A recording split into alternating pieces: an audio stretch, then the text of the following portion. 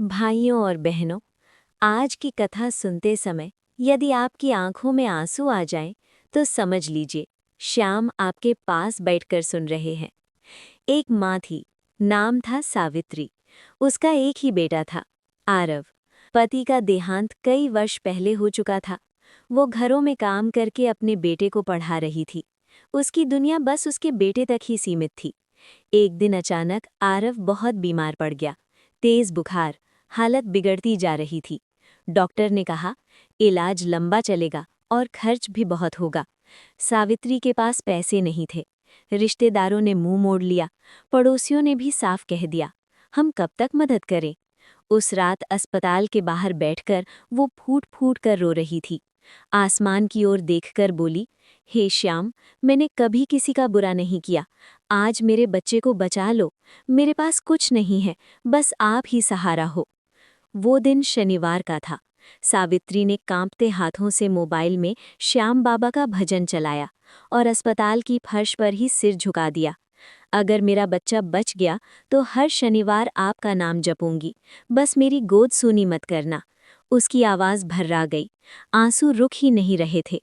उसी रात एक अजनबी व्यक्ति अस्पताल आया। उसने सावित्री को रोते देखा, कारण पूछा।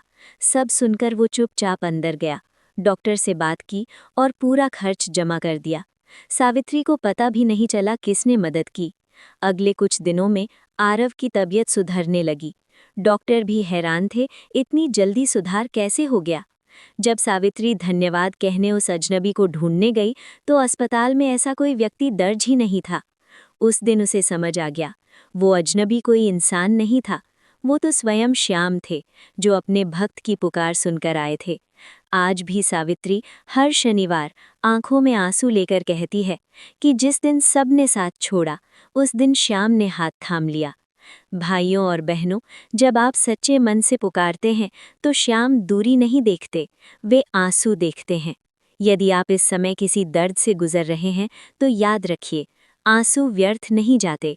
हर आह, हर पुकार सीधे खाटू के दरबार तक पहुंचती है, क्योंकि हारे का सहारा बाबा श्याम हमारा।